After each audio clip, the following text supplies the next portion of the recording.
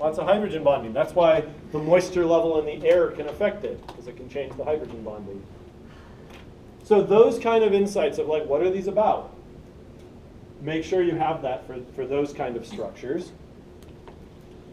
And a similar level of broad picture focus for the diseases we talked about. So for example, in cystic fibrosis, for instance,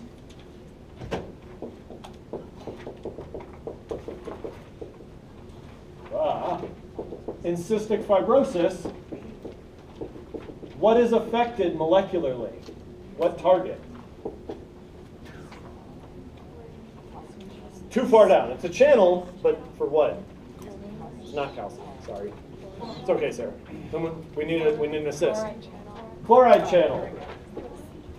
Got the C. There's a chloride channel that's affected.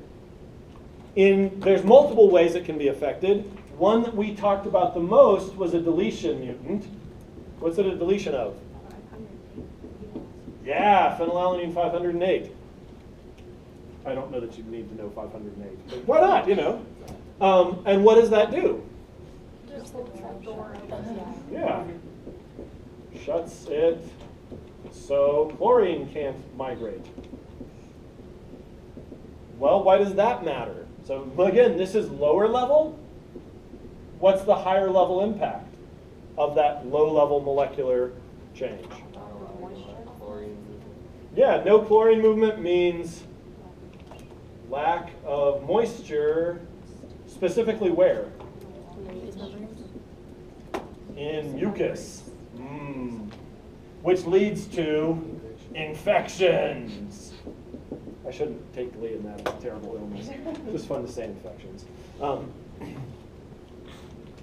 So for all those things, we talked about sickle cell anemia as well.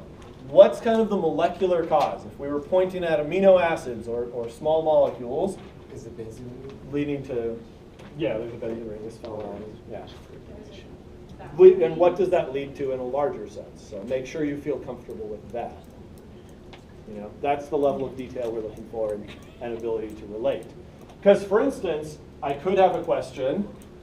A patient comes in complaining of some problem, and a genetic analysis reveals that in their hemoglobin, a serine residue found on the exterior of the protein has been substituted with a lysine residue. Is this likely to be the cause of the problem? Why or why not? So again, if you had a hemoglobin and I said in the problem a serine residue that is usually present has been substituted with a lysine, is this likely to be problematic, the cause of the illness? Why or why not? Yes. Really? I don't think it would. Polar with something that's still pretty darn polar, that'll be in water just fine. Doesn't lysine have a positive charge? Yeah. Doesn't lysine positive too? Yeah. Polar still? Yeah. Positive charge can totally interact with this negative charge density of water. It's not a great bond, but it's a bond. Right? So trying to think about those core principles, like, because in sickle cell, it's polar replaced with non-polar that causes the problems.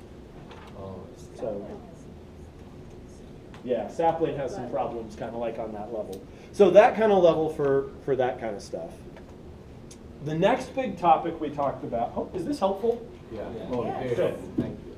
The next big topic we talked about was purification of proteins.